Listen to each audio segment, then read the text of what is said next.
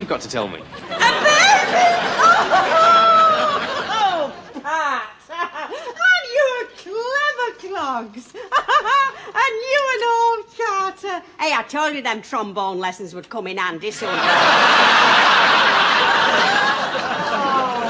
Pat, love, I'm right delighted. Now then, when did you conceive?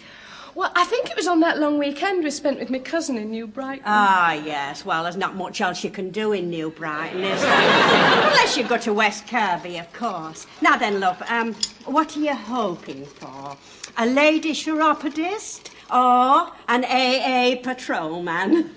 Oh, I've set my sights much higher than that. We're going to have a young executive, aren't we, Carter? Oh. And when he's in the maternity home, he'll get his gripe water on expense account. There's no need to be sarky, Carter. I expect you to be the model father when baby's born and teach him how to vote Conservative and write proper with a fountain pen. Righto. Oh, and another thing. When you take him to the varsity rugby match at Twickenham, will you make sure he doesn't sit on the crush barriers? You are? Well, we don't want him to get a splinter in his little body, do we? Don't we? Of course we don't. If he gets a splinter in his little body, he'll have to sit on a rubber ring when he does his exam to be a brain surgeon, won't he? And if he takes after you, he'll fall off it and break his leg. Then where would we be? He'd make a holy show of me conducting the Halley Orchestra standing on one leg. Yes, well, I mean, we don't want to put the cart before the horse, do we, Pat? I mean, after all, baby may turn out to be totally unmusical, just like Cliff Richards. Now then, how do you feel about the news bumper? Bumper? Who's Bumper? You are! You're going to be a grandad, and all granddads are called Bumper. That's what puts human beings in a class apart from chimpanzees. Bumper? So it's come to that. A lifetime of solid-eyed graft. A lifetime of supping strong ale, facing danger with bare knuckle and strong sinew, and I end up being called Bumper? I'll be a laughing stock at the young wife's coffee circle. Did I hear another row going on? There's no row. It's just Pat telling Bumper she's expecting. Bumper? Who the hell's Bumper? I am. Oh, I? Well then, Bumper, you'd best be sorting out some patterns for romper suits, hadn't you? Don't you start taking the bloody mickey out of me like that. Nah, then, stop using that bad language in front of that baby. It's not born yet, it's still in a womb. Precisely. And if it hears you using bad language, it'll be born swearing like a Liverpool stevedore. If it's all like a Liverpool stevedore, it'll not be born at all. The race is due to drop him, he'll be out on bloody strike. Come on, Carter, I'll buy you a pint to celebrate. You can come and all if you like, Bumper. Thank you. And I know just the place to celebrate a heavy event like this.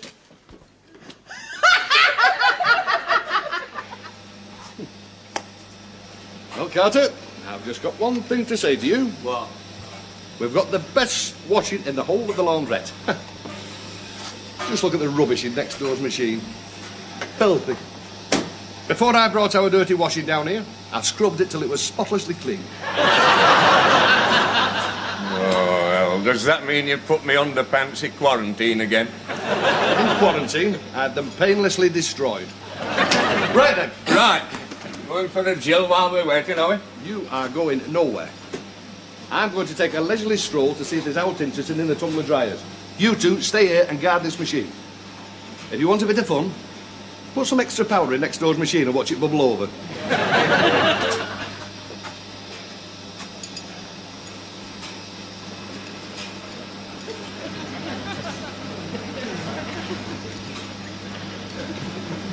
You know, Carter, as we sat here, there's one thing bothering me. What? I'm wondering what ablution facilities is like in heaven. Primitive, I should think. They'll have all the hot water in the other place, won't they? I'm thinking of putting in for a transfer to hell. I don't fancy spending eternity washing me halo in a zinc bath.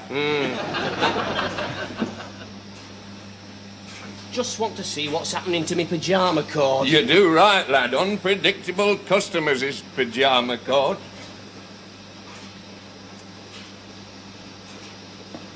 I was interested to hear the news of your impending bambino. Oh, aye. I'd have thought you'd have had more sense. Struth, you're old enough to be its father. I'll bet when you was enjoying your carnal desires, you gave not a thought to the major step you'll now have to take in your life. What's that? You'll have to buy a camp bed. Why? Oh, with Pat in her condition, you can't both sleep in the same bed. Why not? She's pregnant, lad. You know what that means as regards nocturnal activities at night with lights out. I don't. Look, I served in St. John's Ambulance Brigade. Splints Division. And putting it in medical terms, it means this. You'll have to go without it. Without what? Bloody hell. Listen, Carter. What is man's most fundamental, primeval need in life? What is it that the normal, healthy man needs regular for human species to survive? Oh, that! Precisely. A good night's kip, and you'll not be getting that. No, it's the scratching, you see. Scratching? Scratch, scratch, scratch. It's all a pregnant woman does, he bet.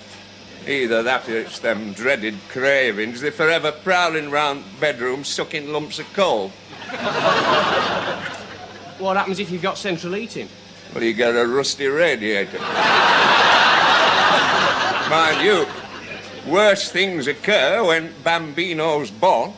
She has you lying awake all night listening to it breathing. You feel like an ASDIC operator on a destroyer. Least bit unusual noise it makes, and it's panic stations. The night our Cyril were born, the noise was diabolical. We had a doctor in 5 nights running. Then we discovered it was a parrot locked it tall, boy. Even when things is normal, she'll not let you sleep.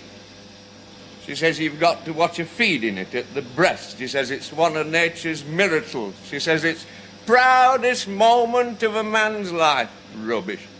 She just wants you awake so she can light her fags for her.